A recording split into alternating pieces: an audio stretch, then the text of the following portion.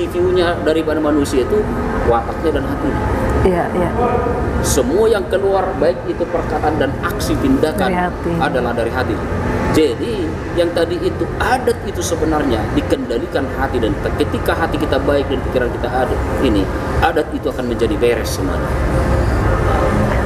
Kita rusuh dan kita menuntut kepala babi karena apa? Karena otak kita kepada kepala babi tersebut. Selera kita kepada kepala. Begini Pak Pendeta, saya pikir begini, itu sih nggak salah. Sedikit lagi nih sama Mang. Ini perihal sinamot. Ya. Sinamot ini kan persoalan terbesar ketika mau menikah. Sepakat ya? Sepakat. Nah, ada dua pertanyaan dari sini. Mengingat kejadian si ibu yang sudah menikah dan klarifikasi dari si anak, sinamot jatuh ke udaknya. Ini banyak hal yang menentang ini.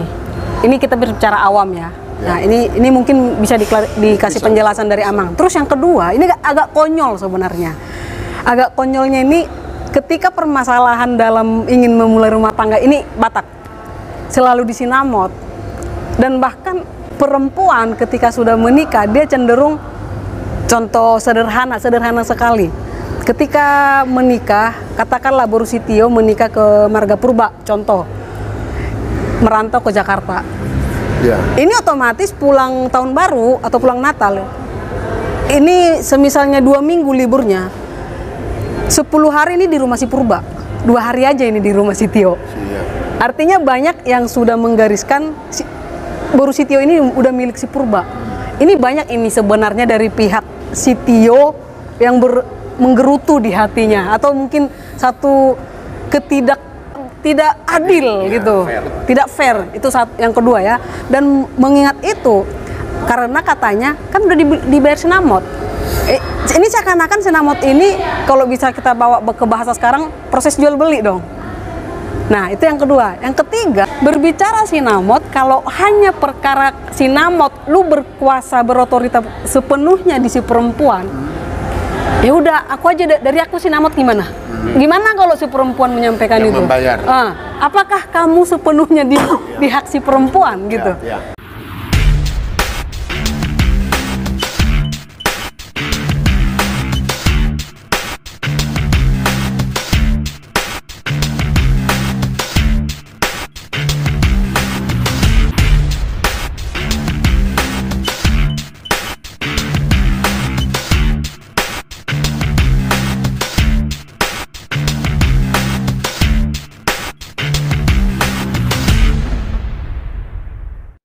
CPU-nya daripada manusia itu wataknya dan hatinya. Iya, iya. Semua yang keluar baik itu perkataan dan aksi tindakan adalah dari hati. Jadi yang tadi itu adat itu sebenarnya dikendalikan hati, dan ketika hati kita baik dan pikiran kita ada ini, adat itu akan menjadi beres semuanya. Kita rusuh dan kita menuntut kepala babi karena apa? Karena otak kita kepada kepala babi tersebut. Selera kita kepada kepala. Begini Pak Pendeta, saya pikir begini, itu sih nggak salah. Ya. Tapi memang kalau adat ini adalah identitas. Identitas Batak. Karena itulah kekayaan termasuk Indonesia. Mulai dari Sabang sampai Merauke, mereka selalu menampilkan adat. Lihat pernikahan Aceh. Di Aceh sendiri beberapa adat pernikahan yang berbeda. Begitu Batak, Lima Puak berbeda. Nah, sebetulnya adat yang kita maksud di sini, seperti yang terjadi di Medan, adalah identitas kita sebagai orang Batak. Apa yang saya bilang tadi itu sebetulnya seperti yang Pak Pendeta bilang, bahwa adat orang Batak itu memang tata krama. Contoh dari sikap orang Batak pun, kalau dengan hula-hula selalu harus begini. Kalau Boru mau berhobat selalu harus pakai sarung. Kalau sekarang aja ibu-ibu yang pakai tank top. Kalau dulu ada pakaian tertentu Boru Batak, walaupun dia gadis, baik pun dia sudah menjadi ibu-ibu.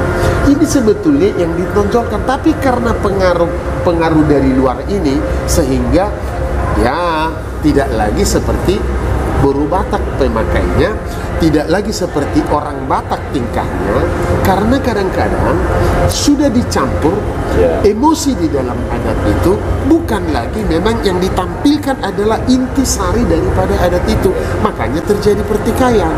Seharusnya dari zaman dulu pun, dari potongan rumah Batak pun, kenapa di rumah Batak orang tunduk, memang orang Batak itu harus orang yang rendah hati, harusnya begitu.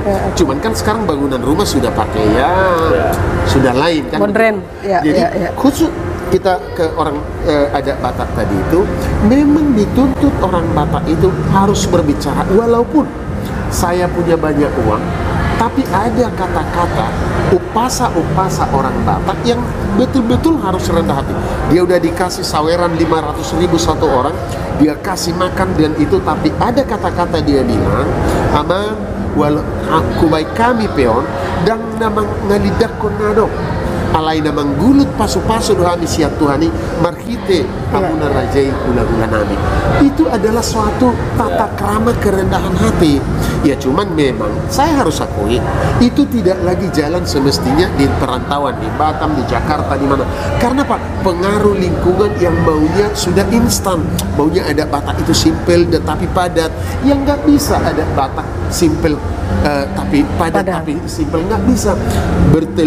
Harus detail dia, dari cara duduk, dari cara ngomong, dari cara makan dengan yang lain. Seharusnya ada Batak itu sudah seperti Pak Pendeta tadi berubah atau membuat tata krama kehidupan itu harus baik. Tapi sekarang ini yang seperti kita lihat yang baru terjadi di Medan itu dan di tempat-tempat lain yang kita kalau lihat di sosial media, memang sudah jauh dari harapan kita sebagai orang Batak. Apa boleh buat, memang inilah zaman kenyataan yang harus kita hadapi saat ini gitu. Adat itu bukan seremonial semata-mata, tapi adalah sikap dan perilaku seseorang.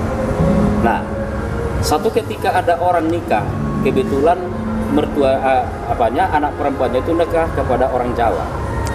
Dia nggak diadati, nggak melaksanakan adat pesta besar. Saya bukan menceritakan, contohnya mengatakan bahwa adat tidak penting. Penting adat dan melaksanakan adat penting. Tapi perbedaan yang mau saya ingin beritahukan adalah perbedaan di antara seremonial dan juga perilaku aksi. Pengaplikasian diri di masyarakat. Ya, esensinya. Ya. Kemudian anaknya itu dikawinkan satu kepada orang Batak, pesta besar, penuh adat nagok. Yang kedua, anak perempuannya kedua kawin kepada orang Jawa, tidak diadati sama sekali. Perkawinan mereka sederhana begitu saja. Satu ketika orang Jawa ini dia selalu mengirimin uang sigi-sigi ke mertuanya, 100.000, 200.000. Tetapi yang helanya yang satu lagi, kemungkinan karena keadaannya agak tidak pernah seperti itu. Lalu mertuanya bilang apa? Helaku Jawa ada nama adat katanya. Sering terjadi. Iya. Bahkan helanya itu menantunya orang Jawa ini yang disebut terus yang punya adat dan beradat. Yang hela yang satu lagi yang foto ayah ada tinggal. Tang beradat ain. Karena nggak ada duit tadi ya. So nggak ada nyain, nak kiai peduli naya. Iya. Berapa lama saya mempermenantukan dia, nggak pernah kucicipin apa dari dia. Tapi kalau helaku yang satu itu, sebentar udah dikirimin, dititipin. Aduh, itulah yang beradat katanya. Pertanyaannya, adat itu di mana? Apakah di pesta yang tadi atau di sini? Dinominalin ya. Betul, memang itu terjadi. Makanya saya bilang tadi, sebetulnya adat ini mengatur tata krama. Betul. Memang kalau ada pemberian yang berbeda-beda, kalau dikaitkan dengan adat tadi itu memang itu tidak nyambung menurut saya. Contoh lah, sebetulnya bukan nggak ada niat, dia nggak punya. Tapi si pihak orang tua ini selalu lebih sayang dia sama yang memberi, bukan karena dia selalu dapat titipan, kiriman, sehingga maradat. Bahasa maradat di situ nggak pas. Nggak pas. Kalau dia bilang, baik itu menantuku Jawa. Sebetulnya menantuku yang Batak itu baik, tapi dia tidak punya. Tapi salah ngomong si ibu ini. Dan maradat, nggak bisa. rasa ini yang mau kita katakan di sini Iya, betul. Kepada khalayak orang Batak terutama, Anda jangan salah ngomong, salah menempatkan kata-kata sehingga nanti orang Batak yang bilang, kalau seperti itu aku malas lah meradat. Nanti dibilang saya nggak punya mata pencaharian, dibilang pula saya sedang meradat. Yang saya mau katakan di sini bahwa memang adat tadi harus saya katakan konteksnya itu adalah diajari kita bertata krama, berbicara, bersikap, dan sopan santunnya memang betul-betul seperti orang Batak yang seutuhnya, itu maksud saya. Iya, ini keren banget ini ternyata. Ada kita lihat tadi kepada kasus yang terjadi, kita kembali kepada konteks pembahasan yang tadi viral tadi, ya. Viral tadi pastilah sebenarnya di awal-awal itu ada sesuatu yang hilang di situ. Apakah dari sisi tata keramanya, dari sisi misalnya pasti adalah, makanya terjadi. Sudah ada yang terpendam yang misteri saya bilang tadi, yang khalayak ramai tidak tahu, dan itu memang tidak perlu kita tahu, yang tidak terselesaikan di dalam sampai hari ini. Makanya mudah-mudahan nanti setelah makin lama mungkin makin terbuka keluarga itu, kita mau lihat itu tidak kita celah itu, tapi itu menjadi pembelajaran kepada generasi anak-anak muda. Tolonglah, yuk kalau sama orang tua, yuk harus berjalan di rel orang tua. Hormatlah. Hukum Taurat juga Pak Pendeta kelima kan. Bukan itu. Cuman sekarang ini seperti Pak Pendeta bilang, kadang-kadang tidak seimbang, tidak sepadan perbuatan dengan apa yang diambil di adat. Yang seperti yang bilang tadi, orang tua ini terlalu lebih beradat yang memberikan hadiah atau transfer daripada yang tidak transfer. Yang sayang kata-kata olah kata dulu sopan main nama. Ini yang mau sebetulnya kita hindari hal-hal seperti ini, sehingga para anak-anak muda milenial ini betul-betul menjadi, kita sebagai orang tua menjadi panutan di kehidupan, terutama mereka melihat seluk-beluk atau cara tata perjalanan adat itu ke depan. Jangan mereka apatis, kan itu jangan apatis, dan mereka tetap simpati dan mau jalan dengan adat. Karena adat itu adalah, menurut saya adat itu adalah suatu pagar dia untuk menjembatani, oh ternyata ke tulang itu harus begini, oh kepada ini harus begini, oh ke Namboru harus begini, oh ke Pak Pendeta kalau ketemu harus begini, oh kalau di depan gereja nggak boleh teriak-teriak, oh kalau ini gitu. Adat itu juga sebetulnya arahnya di situ juga Pak Pendeta. Di samping tadi itu, makanya saya bilang Nomensen itu mau datang menjadi orang Batak karena dianggap selaras adat Batak dengan Alkitab itu. Pak Pendeta, kalau setuju kan? Kehadiran Nomensen ya. Oke, aku tadi dari Amang Pendeta udah cukup clear ya. Aku ada sedikit lagi nih sama Amang. Ini perihal sinamot. Kita kembali dulu ke topiknya ya. Ini mungkin ada sekitar 10 menit lagi nih. Sinamot ini kan persoalan terbesar ketika mau menikah. Sepakat ya? Sepakat. Nah, ada dua pertanyaan dari sini. Mengingat kejadian si ibu yang sudah menikah dan klarifikasi dari si anak, sinamot jatuh ke udaknya. Ini banyak hal yang menentang ini. Ini kita berbicara awam ya. Nah, ini mungkin bisa dikasih penjelasan dari Amang. Terus yang kedua, ini agak konyol sebenarnya. Agak konyolnya ini ketika permasalahan dalam ingin memulai rumah tangga ini Batak selalu disinamot, dan bahkan perempuan ketika sudah menikah dia cenderung, contoh sederhana sekali, ketika menikah, katakanlah Boru Sitio menikah ke Marga Purba, contoh merantau ke Jakarta, ini otomatis pulang tahun baru atau pulang Natal ini semisalnya 2 minggu liburnya, 10 hari ini di rumah si Purba, 2 hari aja ini di rumah si Tio. Artinya banyak yang sudah menggariskan Boru Sitio ini udah milik si Purba. Ini banyak ini sebenarnya dari pihak si Tio yang menggerutu di hatinya, atau mungkin satu tidak adil gitu, tidak fair. Itu yang kedua ya. Dan mengingat itu, karena katanya kan udah dibayar sinamot. Ini seakan-akan sinamot ini kalau bisa kita bawa ke bahasa sekarang proses jual beli dong. Nah, itu yang kedua. Yang ketiga, kalau ini sinamot lagi ya, biar langsung dijelasin sama Amang. Artinya berbicara sinamot, kalau hanya perkara sinamot, lu berkuasa berotoritas sepenuhnya di si perempuan, ya udah, aku aja dari aku sinamot gimana? Gimana kalau si perempuan menyampaikan yang itu? Membayar. Apakah kamu sepenuhnya di hak si perempuan gitu? Ya. Begini. Memang sekarang ada salah-salah pengertian tentang sinamot. Kalau dulu di zaman dulu, sinamot ini bukan uang. Enggak. Dan sinamot itu adalah kehormatan, bukan nilai transaksional. Jadi kalau sekarang ada bilang tuhor nyiburu, itu salah. Yang salah lah orang Batak ini untuk melaksanakan, mengucapkan udah salah. Sinamot itu adalah suatu kehormatan. Makanya zaman dulu sinamot itu dirembuk. Contoh, mas, sere, horbo, hoda. Sekarang kan dibilang dangadong behorbo nami amang ngadibuat si bot termatai ringgit sitio suaraima, kan gitu. Yeah. Seharusnya sinamot ini adalah penghormatan pihak laki-laki kepada pihak perempuan. Itu sebetulnya pada prinsipnya. Yeah. Nah, kembali lagi seakan-akan kalau sudah dibayar sinamot, kenapa sih sepertinya si perempuan ini menjadi hak milik daripada si suami? Iya. Kembali yang tadi, bahwa memang setelah dia suami istri ya, setelah dia suami istri, bahwa si istri ini sudah mengikut membawa marga daripada si suami. Ya. Makanya kepada perempuan ini dikasih deke, kan itu.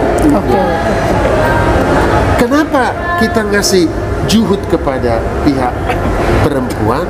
Karena kita marsomba, amang, tulang, anak perempuanmu yang kamu besarkan menjadi istri anakku, kami bawa ke kampung kami.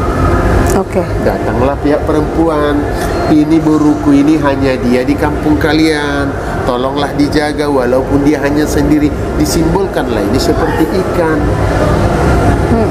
Jadi sebetulnya maknanya itu tinggi, cuma orang sekarang itu kan ya pokoknya sinamot lah, kalau nggak 50 juta atau kalau nggak 30 juta nggak usah cerai lagi. Iya. Tapi kalau menurut saya, kalau tadi terjadi seperti itu, yang ketidakadilan lebih lama di sini itu orangnya. Saya sebetulnya pada prakteknya si perempuan ikut suami, tapi pada teorinya, pada kenyataannya lebih suka laki-laki itu ke pihak perempuan daripada ke pihak orang tuanya. Kenapa? Ada kenapanya. Kalau ke pihak laki-laki kita datang, kalau mau makan kan semua mau hitungan. Makan ayam, mana dulu uangmu? Kalau ke mertua langsung dipotong, pun nggak hitungan. Dan tidak pernah beneran, tidak pernah berantam. Abanang rodo halak silitonga, satu kida, seak mano. Kalau ke pihak saya, aduh gue manu kalau harganya 70.000 langsung 100 daripada ke pasar gadis. Ini realita amang ya? Ya udah alami. Dan saya sekarang coba lihat anak kita laki-laki, kan lebih cenderung dia ke istrinya daripada ke kita. Karena apa? Memang maaf kata, itulah temannya sehari-hari, temannya tidur dan teman segalanya. Jadi sebegitu kita dulu kepada istri kita nggak usah cemburu kepada anak kita kalau lebih banyak waktunya kepada istrinya. Kita udah ditinggalkan. Di Efesus juga, di Alkitab Pak Pendeta, kamu harus tinggalkan orang tuamu karena istrimu, dan kamu laki-laki, kamu perempuan, kamu harus tinggalkan orang tuamu karena suamimu. Betul tak? Ada di Efesus 24 atau berapa itu, ya kan? Artinya di situ kalau terjadi tadi lebih lama, nggak usahlah cemburu marga Siti. Biarkan tahun depan akan lebih lama di tapi pada prakteknya itu selalu kita, kalau yang tadi lah, bahwa kita betul mencintai, kita punya istri mencintai kita, kayaknya lebih tahan kita lama di rumah mertua karena lebih enak makanannya dan lebih kita diservis. Halak silito kan nggak mau, orang Batak kan nggak mau membilang nama helannya. Halak silitonga, halak siregar, adong gope mano. Tapi coba anaknya, diam kau, belilah. Itu kalau dia ke pasar saya bawa laku 70.000, kau bayarlah 100 baru ku potong. Betul nggak? Jadi memang yang saya bilang tadi, sinamot itu adalah suatu kehormatan, bukan nilai transaksional. Harusnya dari zaman dulu begitu. Ini mungkin agak spesial nih emang silitonga, karena banyak di umum sekarang yang ku sampaikan ini lebih cenderung begini yang ku sampaikan. Kenapa? Makanya sekarang ada tagline takut dia menikah sama pacarnya. Kenapa? Karena pacarnya ini, sorry tuh saya, sering dibilang inangon. Dan ini sering terjadi masalah dalam rumah tangga. Pernah dengar suami takut istri berapa orang? Itu 1:1000. Enggak, lebih banyak suami takut istri. Betul nggak? Lebih banyak suami takut istri daripada istri takut suami. Coba. Kalau kita di laki, ini kita kan sering bicara laki-laki. Oke, baik. Aduh, saya punya istri gila, mati. Begitu dia telepon, aku pulang dulu. Dan kalau mau kita bicara dari laki-laki dari 10, ya kan 8 itu takut istrinya. Saya bisa jamin itu. Oh, itu di lingkungan Amang yang positif. Kemana-mana pun kita pergi, ya kan. Makanya sekarang suami-suami makanya suami-suami takut semenjak ada ini video call karena bisa dia gimana kau gini. Ya beneran. Karena apa? Memang dasarnya laki-laki ini memang agak sedikit lebih bandel, suka. Perempuan kan jarang pemabok. Laki-laki ini, nama katanya udah utama pendita. Pendita nggak ada. Atau dia bilang lagi latihan kor di gereja atau ini. Perempuan itu jarang begitu. Ya, bukan saya bilang tidak ada. Tapi sangat ini. Jadi yang makanya sebetulnya kalau dari perspektif orang Batak, suami itu adalah raja. Di kampung saya ingat bapak saya, walaupun mama saya di sawah terus, tapi dia tetap di kedai. Dan dia akan marah-marah kalau nasi atau apa tidak ada hidup, makan malam di rumah atau makan siang. Betul. Mau ngamuk dia. Padahal dia cuma ngobrol-ngobrol. Nah inilah yang saya bilang tadi itu. Kalau bapak itu, mama itu, kalau dia meninggal, dia bilang topas tatarik karena dia melengkapi segala-galanya di rumah. Ada istilah itu, topas tatarik, artinya istrinya sudah meninggal. Itu sebetulnya. Jadi kalau saya mau katakan di zaman milenial sekarang, sinamot Anda nggak usah takut. Sinamot itu adalah harga diri, bahwa memang si perempuan yang sudah dibesarkan orang tuanya, disekolahkan, kita harus kasih penghormatan, itulah namanya sinamot. Belakangan ini dinilai seperti uang. Kalau zaman dulu tidak ada itu. Horbo hoda saking senangnya, lo sudah dapat anakku perempuan yang sudah kubesarkan dan sudah kudidik dan sudah ini, kau harus seperti apa namanya, penghormatanmu kepada saya, itulah sinamot. Tidak ada dulu nilai-nilai uangnya. Tapi belakangan ini sesuai dengan zaman itu, sesuai dengan karena gedung harus dibayar, mobil pengantin juga harus dibayar, semua kalau zaman dulu kan depan rumah, betul. Kalau saya menikah depan rumah saya, gitu. Jadi itu yang mungkin supaya tidak orang milenial sekarang, anak-anak sekarang jangan salah paham, seperti yang tadi ketakutan itu bahwa kalau tak ada andaikan perempuan yang bayar menjadi, tidak ada hukum adat Batak perempuan membayar laki-laki itu orang Padang Pariaman. Karena artinya ngeribu lah gara-gara. Nah itu maksudnya. Karena sering kali kenapa cecok-cecok dan si laki-laki selalu merasa berkuasa penuh atas istrinya karena dia ngerasa udah ngebeli. Ini kan kesalahan ya. Salah ya, Mang. Salah. Sinamot itu adalah rasa penghormatan bahwa istrinya, paromainnya sudah dibesarkan oleh mertuanya atau tondongnya menjadi besar dan menjadi, karena yang kehilangan kan sebetulnya perempuan. Ya. Laki-laki yang nambah keluarganya. Betul. Itulah penghormatannya sinamot. Ada satu kalimat tadi ketika Amang bilang tadi suami itu adalah raja, ya. Jadi kalau istri apa namanya? Sebetulnya Ratu. Begini, sebetulnya perempuan itu dari zaman dulu, dari zaman si Adam. Ya. Waktu tidur si Adam diambil rusuknya karena Tuhan harus ada membantu pengurupi. Sebetulnya itu juga kita ririt boru madongani mengurupi bikin satu keluarga, ya kan itu. Yang kadang-kadang sekarang perempuan lebih, kalau suaminya pulang jam 12 malam, malah istrinya pulang jam 2 malam. Atau suaminya pulang jam 10, istrinya 11 malam. Emansipasi tadi yang saya bilang, saya kan lagi rapat kerja. Kalau kita bicara orang Batak, tidak boleh istri belakangan pulang ke rumah dari suami. Itu hukumnya, itu hukum itu. Oke. Makanya kalau dari sawah perjolo mau mulak, mangalopa Johor, suaminya lah. Kita nggak usah lah lihat kebajuan zaman sekarang kan. Ya masa sih istrinya lagi meeting di Kuala Kantor. Lumpur, suaminya di Batam mesti dia tunggu masak kan nggak? Oke. Bukan itu maksudnya. Tapi pada dasarnya memang suami itu adalah orang terhormat, kepala keluarga, kepala segala-galanya di rumah tangga itu. Kalaupun Jadi istri itu apa ini sebutannya? Iya. Kalau Kayaknya nggak sepakat sama ini Bang Ratu. Bukan. Enggak, boleh ratu kan memang disayangi kan. Iya. Memang Oke. disayangi, dihormati. Apalagi dia, kalau suami raja, iya, ratu lah. ratu lah ini. Tapi pada dasarnya makanya kan sedikit lagi Pak Pendeta. Makanya perempuan itu kalau di bahasa Batak, cuman saya bahasa Indonesianya nggak tahu. Sitiop Pajo. Sitiop Pajo artinya itu adalah wakil Sitiop Puro-Puro. Sitiop Puro-Puro. Itu sebetulnya. Makanya kalau ada suami yang sudah mabalu, tidak boleh lagi tampil di adat karena dia kembali jadi doli-doli karena Sitiop Hajutnya sudah nggak ada. Hukumnya begitu sebetulnya. Contoh lah saya sekarang. Oh, gitu. Jakarta. Saya tidak boleh lagi tampil di adat karena saya sudah kehilangan istri, meninggal contoh atau cerai atau apa.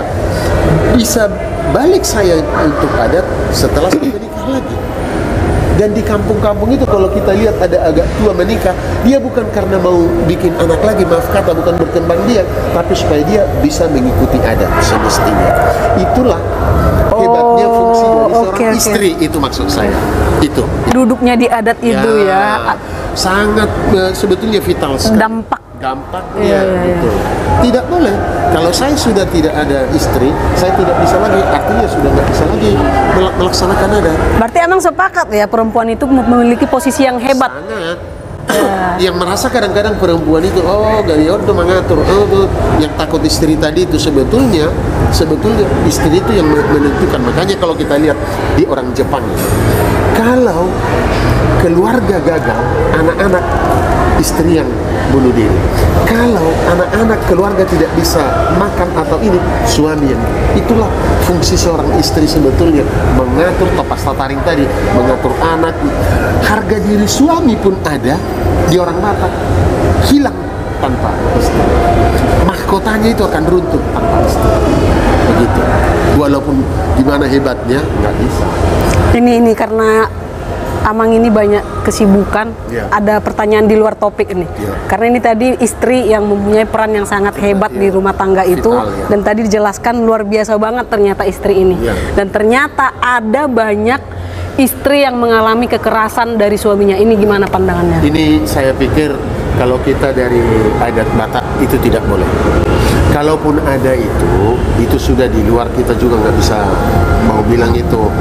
Kalau orang Batak bilang sibolison ya, sudah iblis di otaknya ada, itu tidak bisa mengontrol diri.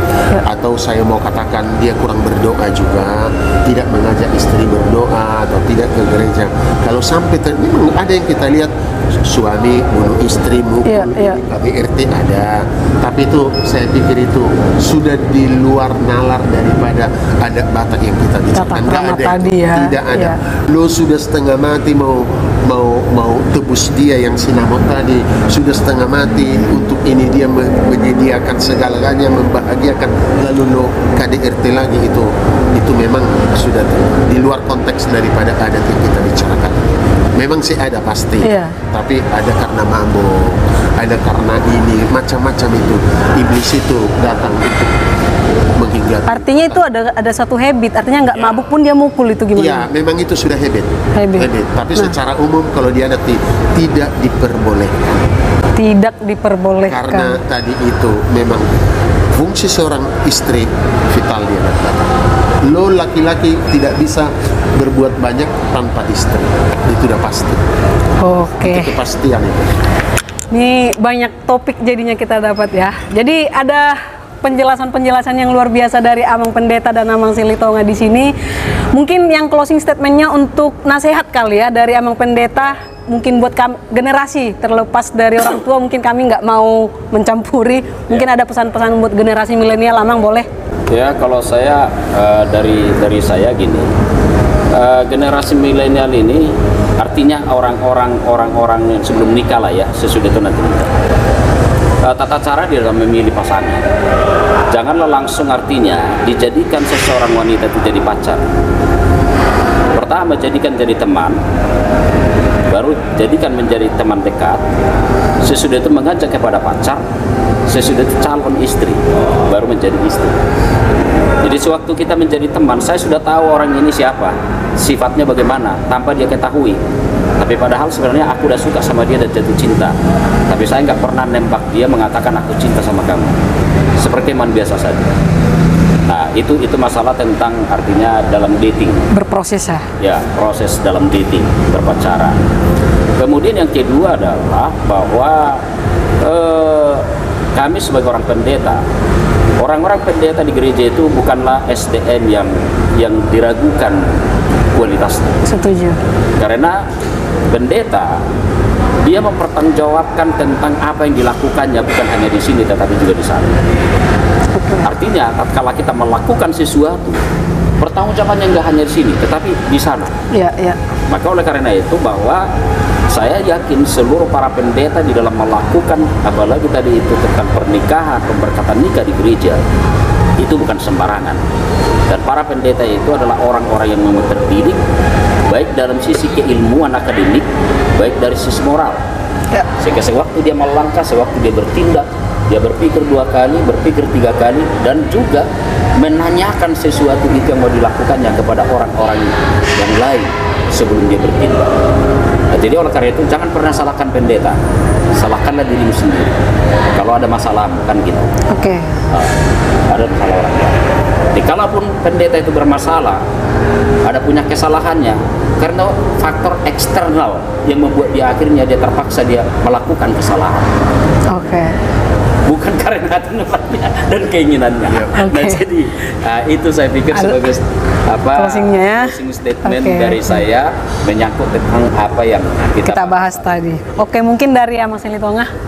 Anak-anak kami, anak muda milenial, saya harap di kemudian hari kalau kamu menikah, konsultasilah sama orang tuamu, diskusilah dengan baik, tanyakan, jangan ambil kesimpulan, karena tanpa kalian adat Batak ini tidak akan tumbuh. Kami yang sudah tua kami tidak bisa lagi berbuat apa-apa, tapi adat Batak ini akan tumbuh.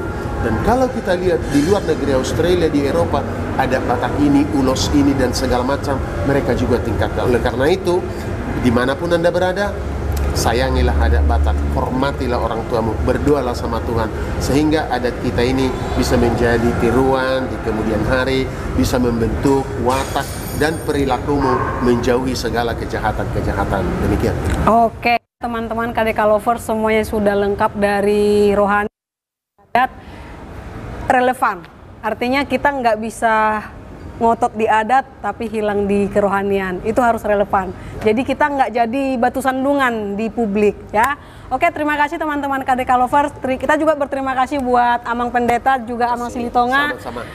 Kami dari KDK Manajemen berharap ada next time ada sesi yang lebih keren lagi buat kita. Semoga. Terima kasih. Salam sehat. Ya.